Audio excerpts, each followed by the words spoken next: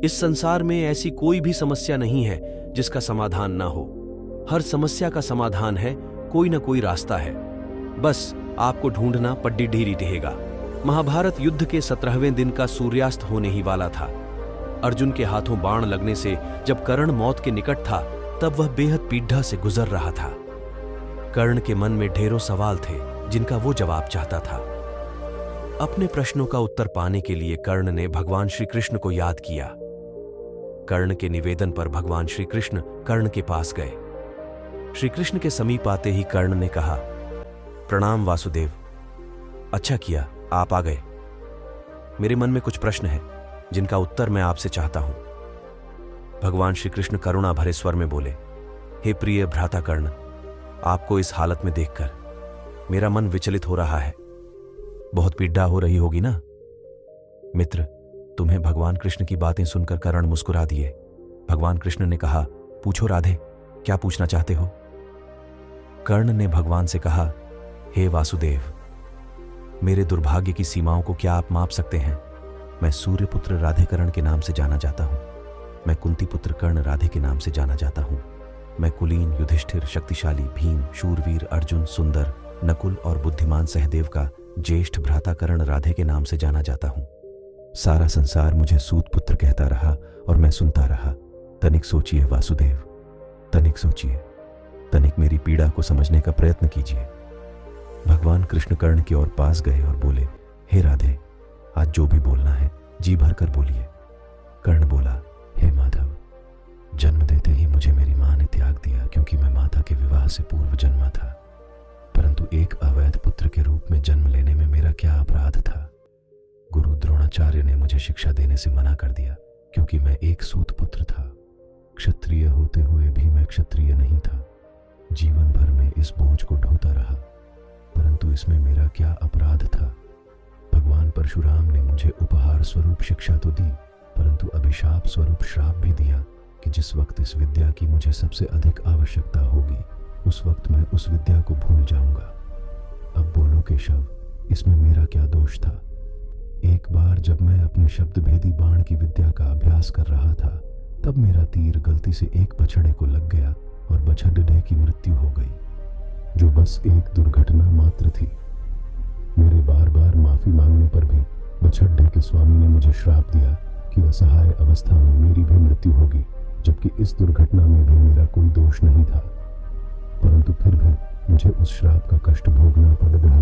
हे माधव, दुर्घटना किसी से भी हो सकती है, इसमें मेरा क्या अपराध था?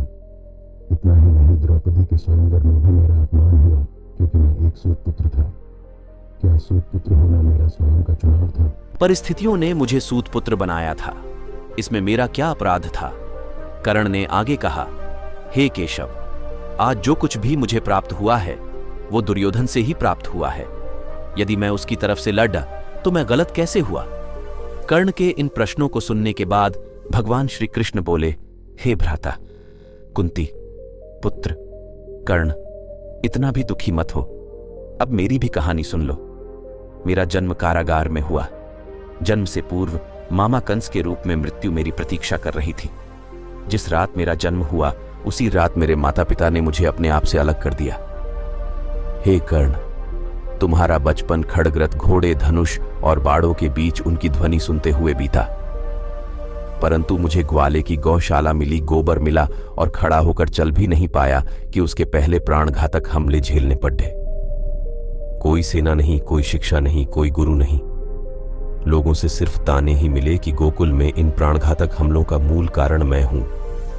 तुम्हारे गुरु परशुराम तुम्हारे शौर्य की तारीफ करते हुए कह रहे थे कि भगवान शिव को छोड़कर तुम्हें कोई परास्त नहीं कर सकता। मुझे उस उम्र तक कोई शिक्षा भी नहीं मिली। तुमने अपनी पसंद की कन्या से विवाह किया, परंतु मैंने जिस कन्या से प्रेम किया वो मुझे नहीं मिली, बल्कि मुझे उस कन्या से विवाह करना पड़ रहा जो मुझसे प्रेम करती थी, जो मुझे चाहती थी। जरासंध से बचने के लिए मुझे मेरे पूरे समाज को यमुना के किनारे से हटाकर दूर समुद्र के किनारे बसाना पड़ा। इसके लिए मुझे रणभूमि छोड़कर भागना पड़ा। रणभूमि से पलायन करने के कारण मुझे कायर और रण छोड़ कहा गया। जरा विचार करो राधे, अगर दुर्योधन युद्ध जीतता है तो तुम्हें बढ़धा श्रेय मिलेगा, अगर धर्मराज युधिष्ठिर जीतता है तो मुझे क्या मिलेगा? मुझे केवल युद्ध और युद्ध से निर्मित समस्याओं के लिए दोष दिया जाएगा।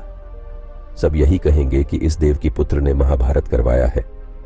हे राधे, जीवन हर किसी को चुनौतियां देता है, जिंदगी किसी के साथ न्याय नहीं करती। अगर दुर्योधन ने अन्याय का सामना किया है तो युधिष्ठिर ने भी अन्याय को भोगा है। भगवान श्री कृष्ण आगे कहते हैं, हे राधे, इस पूरी पृथ्वी पर कोई ऐसा व्यक्ति नहीं है जिसे ऐसा न लगा हो कि उसकी समस्या सामने वालों की समस्या से छोटी है। हर किसी को ऐसा ही लगता है कि उसकी समस्या की पोटली सामने वालों की पोटली से बढ़ी है, परंतु यह सत्य नहीं होता। हर किसी की समस्या अपने अपने स्थान पर बढ़ी ही होती है, लेकिन इसका मतलब यह नहीं है कि तुम गलत मार्ग पर चलकर समस्याओं का समाधान ढूंढने लगो, क्योंकि हमारी प्रकृति किसी को भी अधर्म के मार्ग पर चलने की अनुमति नहीं देती। और अगर कोई अपनी समस्याओं का समाधान पाने के लिए अधर्म के मार्ग पर चलेगा तो उसका हश्र तुम्हारे जैसा ही होगा। कर्ण अपने जीवन से बहुत दुखी था। उसे लगता था कि उसका जीवन बेहद ही अधिक कष्टों में बीता है। परंतु जब भगवान श्री कृष्ण ने अपने जीवन की तुलना कर्ण के जीवन से की, तब कर्ण को समझ आया कि कृष्ण की समस्याओं के सामने उसकी समस्या कुछ भी नहीं है। अंत समय में कर्ण भगवान श्री कृष्ण का ज्ञान सुनकर बेहद तृप्त महसूस कर रहा था और शांत मन से कर्ण ने अपने प्राणों को त्याग दिया। युद्ध के दौरान कौरवों की ओर से पितामह भीष्म लाडेच रहे थे और पांडवों का साथ भगवान श्री कृष्ण दे रहे थे। बहुत भयंकर युद्ध चल रहा था। कौरवों की सेना में हाहाकार मच जाता जब अर्जुन का बाण चलता था। रोज शाम को जब युद्ध समाप्त होता तो सब अपने अपने शिविरों में लौट आते थे। पितामह भीष्म भी अपने शिविर में पहुंचते थे और जब भी वे वहां पहुंचते थे वहां दुर्योधन उन पर आरोप लगाने के लिए तैयार रहता था। दुर्योधन उनसे कहता था, पितामह, मुझे लगता है आप पूरी ताकत के साथ युद्ध ही नहीं कर रहे हैं। ऐसा लगता है आप हमारी तरफ से नहीं बल्कि उन पांडवों की तरफ से युद्ध कर रहे हैं। आप पांडवों का वध क्यों नहीं कर रहे हैं? रोज शाम के दुर्योधन यही आरोप पितामह पर लगातार। एक दिन पितामह भीष्म युद्ध के बाद जब अपने शिविर में पहुंचे तो दुर्योधन ने आते ही उन पर आरोप लगाना शुरू कर दिया। पितामह भीष्म भी अब तंग आ चुके थे और उन्होंने गुस्से में प्रतिज्ञा ले ली, मैं गंगा पुत्र भीष्म कल युद्ध भूमि में उतरूंगा और पांडवों का वध करूंगा, इस धरती को निष्पांडव कर दूंगा। जैसे ही भीष्म पितामह ने यह प्रतिज्ञा ली, दुर्योधन खुश होने लगा और अपने भाइयों को बताने लगा कि कल युद्ध समाप्त हो जाएगा। कल तो पिता महापांडवों का वध कर दें तो कोई भी नहीं बचेगा, हमारे दुश्मन नहीं बचेंगे। जब यही बात पांडवों के शिविरों में पहुंची और पांडवों की पत्नी द्रौपदी को यह बात पता चली तो उसे अनर्थ होने की आशंका हुई। द्रौपदी भगवान कृष्ण के पास पहुंची और बोली, सखा, हमें बचाइए, मेरे पतियों पर संकट आ गया है। पितामह भीष्म ने प्रतिज्ञा ले ली है कि वह पांडवों का वध करेंगे। इस समस्या का समाधान कीजिए गोविंद, आपकी ही वजह से ये सारा युद्ध हो रहा है। भगवान कृष्ण ने द्रौपदी को समझाया कि यह युद्ध मेरी वजह से नहीं हो रहा, यह युद्ध हो रहा है हर किसी के अपने कर्म की वजह से। और रही बात समस्या के समाधान की, तो समस्या का समाधान जरूर मिलेगा।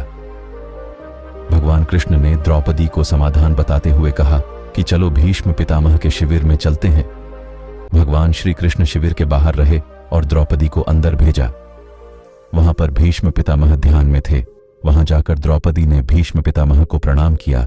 जैसे ही द्रौपदी ने प्रणाम पितामह कहा, भीष्म पितामह ने बिना देखे ही कहा, अखंड सौभाग्यवती भव। जब उन्होंने देखा कि सामने द्रौपदी खड़ी हुई है तो वो संकट में पड्डीडीएच गए। भीष्म पितामह ने द्रौपदी से कहा, पुत्री, तुमने मुझसे यह क्या अनर्थ करवा दिया? थोड़ी देर पहले ही मैंने प्रतिज्ञा ले ली कि मैं पांडवों का वध करूंगा और अब मैंने अपने ही वचन से आशीर्वाद दे दिया। अखंड सौभाग्यवती भव। मैं तो बड्ढे धर्म संकट में पड्डीडीएच गया हूं। ये तुमसे किसने करवाया है? तुम तो ये नहीं कर सकती। द्रौपदी ने कहा, आप ठीक कह रहे हैं पितामह, यह श्री कृष्ण ने करवाया है। भीष्म पितामह ने भगवान कृष्ण को अंदर बुलवाया और प्रणाम करके बोले, हे वासुदेव, तुमने यह मुझसे क्या करवा दिया? मेरी प्रतिज्ञा को मेरे ही वचन से तुड़वा दिया। मेरी समस्या का समाधान कीजिए। श्री कृष्ण ने कहा, पितामह, आपको खुद मालूम है कि आपकी समस्या का समाधान क्या है। अब भीष्म पितामह ने पांडवों को बुलवाया। पांडवों से पितामह भीष्म ने यह वचन ले लिया कि मेरी बात तुम्हें माननी होगी। पांडवों ने कहा, ठीक है पितामह। फिर पितामह ने अर्जुन से कहा, अर्जुन, कल तुम मेरा वध करोगे?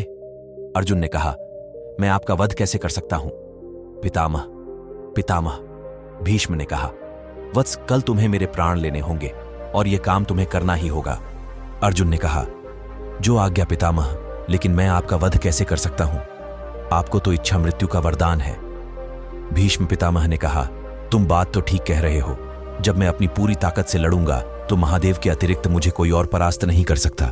लेकिन एक युक्ति है जिससे तुम बच सकते हो। तुम मेरे सामने युद्ध भूमि में किसी नारी को लेकर आ जाओ। पांडवों ने कहा, पितामह, युद्ध भूमि में नारी कैसे आएगी? पितामह ने कहा, अब यह सब वासुदेव पर छोड़ दे आज। 2 अर्जुन दूसरे दिन युद्ध में अपने रथ पर शिखंडी को लेकर आया और पितामह को बाणों की शैया पर लिटा दिया। भीष्म प्रतिज्ञा भी नहीं टूटी और पांडव भी बच गए। दोस्तों, ये छोटी सी कहानी बहुत बड़ी बात सिखाती है। पहली बड़ी बात सिखाती है कि जिंदगी में संस्कार सबसे बड़ी चीज है। हमें अपने संस्कार नहीं भूलना चाहिए, क्योंकि संस्कार जिंदा रहेंगे तो हम जिंदा रहेंगे। और यही काम कौरवों की पत्नियां कर देती तो शायद कौरव भी जिंदा रह सकते थे।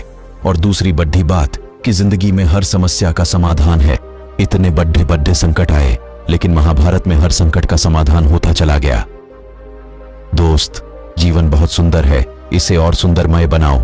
मन ऐसा रखो कि किसी को बुरा न लगे, दिल ऐसा रखो कि किसी को दुखी न करे, स्पर्श ऐसा रखो कि किसी को दर्द न हो, और रिश्ता ऐसा रखो कि उसका अंत न हो। इंसान बड़ा हुआ तो बचपन भूलता है, शादी हुई तो माता पिता को भूलता है, बच्चे हुए तो भाई बहनों को भूलता है, अमीर हुआ तो गरीब को भूलता है, और जब वृद्ध होता है तो भूला हुआ सब याद करके रोता है। ऊंचा उठने के लिए पंखों की आवश्यकता पक्षियों को पड़ती है। मनुष्य जितना विनम्रता से झुकता है उतना ही ऊपर उठता है।